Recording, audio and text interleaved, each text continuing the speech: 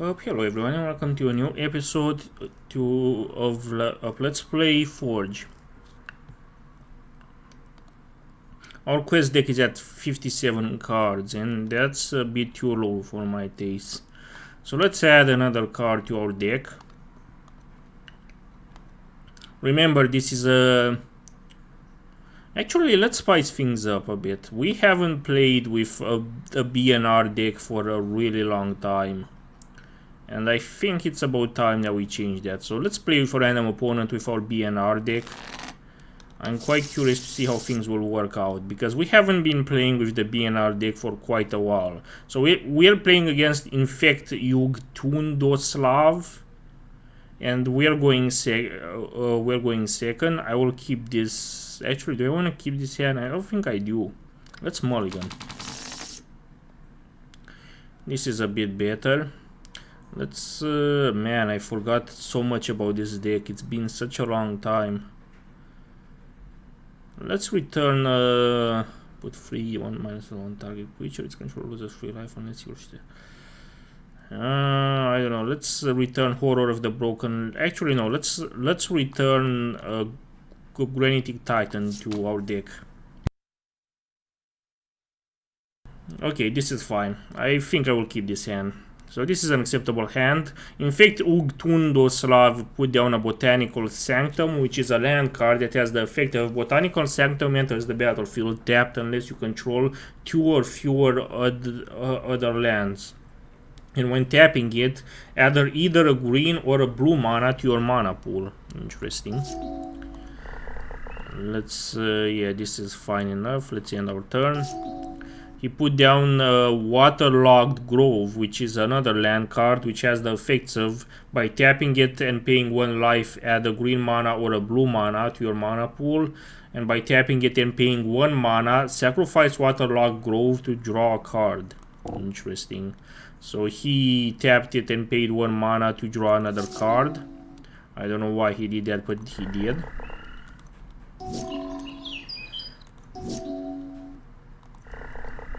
We have 3 mana. Can we do anything? We can summon a Wasteland Scorpion, so let's do just that. I will not cycle it, I will instead summon it. Let's put down a Plains card, sure, why not. And now let's summon a Carrion Screecher. And now let's Alpha Strike him with our Wasteland Scorpion to do 2 damage to him. Let's put down a Mountain card, why not? And now let's summon a Horror of the Broken Lands. Let's Alpha Strike him with both our creatures. We did significant damage to him. Now he summons a Noble Hierarch, which is a 0/1 human druid creature, which has the effects of Exalted, which means whenever a creature you control attacks alone, that creature gets +1/+1 until the end of turn. And it also has the effect of, for tapping it, add a green, white or blue mana to your mana pool. Interesting. Let's summon a Lurching Rod Beast. Yeah, why not? And now let's just Alpha Strike him. He is going to have to block us. Oh, he did not block us. That's interesting. And we just fucking won. That was an easy first duel. But remember, we are playing at best 2 out of 3, so we have to win a second time before we can call it a win. So we removed from his deck a Yavimaya, Cradle of Growth, which is a legendary land card which has the effect of each land is a forest in addition to its other land types. Interesting. That sounds like a pretty good card. I'm glad that he didn't get to use that. So now we're going second because we won the last time. That makes sense. Let's keep this card in hand. He puts down another Waterlogged Groove, and now he uses that. He immediately taps it and pays 1 of his own life to add a green mana to his mana pool, so that he can summon a Glistener Elf, which is a 1/1 Elf Warrior creature, which has the effect of Infect, which means that this creature deals damage to creatures in the form of -1/-1 counters and to players in the form of poison counters. That's terrible. So right now, Glistener in fact has summoning sickness, so he cannot attack. He could not attack us with it the previous turn, but he will be able to starting from next turn. So we should be very concerned about that. So now he casts a Might of Old Crossa, which is an instant that has the effect of target creature gets +2/+2 until end of turn. If you play this spell during your main phase, which he did, it's main phase 1 for him, that creature gets +4/+4 until the end of turn instead. So he used that on his Glistener Elf to bring it up to 5/5, and now he is attacking me with it. And now I'm poisoned for 5. Yeah, I've got 5 poison counters on me, which really fucking sucks. I really dislike that, but I still don't have... Oh yes, I do have the... Oh no, I do not have the mana to do anything just yet. That's unfortunate. He put down an Inkmoth Nexus, which is a land that has the effect of, for tapping it, add 1 mana to your mana pool. And for paying 1 mana, Inkmoth Nexus becomes a 1/1 Blinkmoth artifact creature with flying and infect until the end of turn. It's still a land though. So I guess the gimmick of his deck is to poison me. So now he added another extra poison counter to me, and now he used the Inkmoth Nexus effect to some... no, he paid 2 mana to summon a Spellskite, which is a 0/4 horror artifact creature, which has the effect of a cost, and pay that cost to change a target spell or ability to Spellskite. And the cost can be paid with either a blue mana or 2 life. Interesting. Oh my god, I need more fucking lands. What the fuck is this bullshit? I don't have anything. This is fucking terrible. Now he's attacking me with everything he has. I desperately need something. I have 8 fucking infect poison counters on me. Are you shitting me? Let's just can we summon... We cannot summon Horror of the Broken Lands yet, because that will require 5 mana and we won't have 3. Let's summon... We cannot summon a Lurching Rot Beast either. We can only summon a Kenra Scrapper, which is not that great, but ultimately, what else can I do? He summons an additional Spellskite. Finally, we are starting to build a mana, but it's very, very fucking slow. So we have 2 white mana, 1 black mana, and 1 red mana.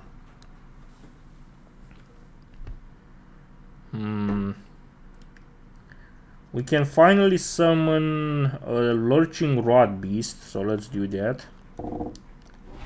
And now Kenra Scrapper has Menace, which means it has to be blocked. Which means if it gets blocked, it has to be blocked by at least 2 creatures. Yeah, let's... that's already good enough as it is. Let's attack him with our Kenra Scrapper. And I may exert it, and if I do exert it, it gets +2/+2. So let's exert it. So that did significant damage to it, but because I exerted it, it means it will not untap during my next untap phase, so it will remain tapped. Now he casts a Sylvan's Scrying, which is a sorcery that has the effect of search your library for a land card, reveal it, and put it into your hand. Then shuffle your library. So he used that to search for a waterlogged grove. Excellent, now we have another red mana. We can finally start summoning some good shit. Let's summon Emberhorn Minotaur, shall we? Now let's Alpha Strike him, because we can. He's starting to take damage. Like, the poison counters aren't doing anything to me, because he's not doing damage as it is to me just yet, which is quite nice. Now he casts another Sylvan's Scrying to search for another land card, and this time around he searched for Yavimaya, Cradle of Growth. I could have sworn we removed that from him the previous battle when we won, but I guess he had a second copy of that card in his library. Okay, that's interesting. Yeah, this kind of sucks. You know what, let's just Alpha Strike him. Why not? While exerting our Kenra Scrapper and our Emberhorn Minotaur.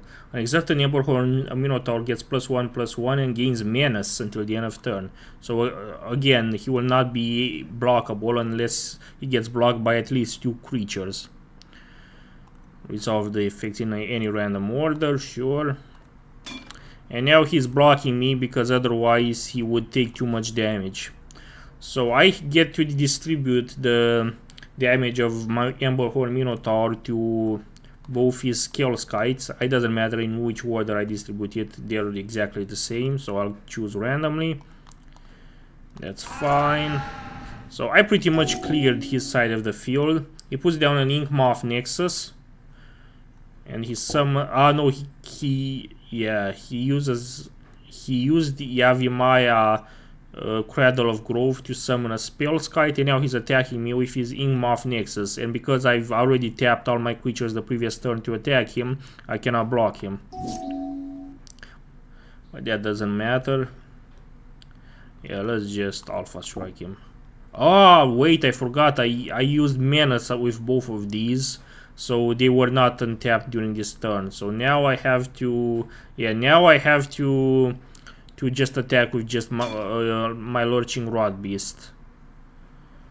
So he blocks me with his Spellskite, and because his Spellskite has 4 toughness and my Lurching Rod Beast has only 3 power, his Spellskite would survive the attack.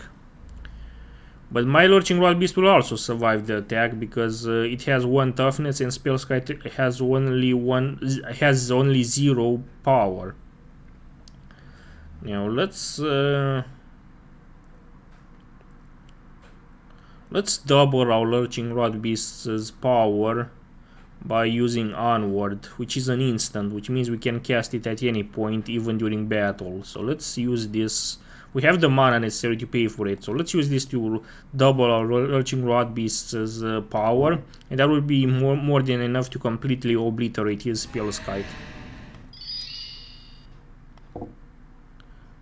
But he casts in response his own instant called Become Immense, which does Delve, which means each card you exile from your graveyard while casting a spell pays for 1 mana.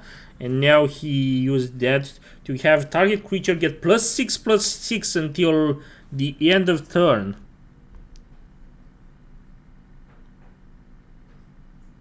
Well, that sucks. So now his Spellskite has +6/+6, which is more than enough to destroy my Lurching Rod Beast.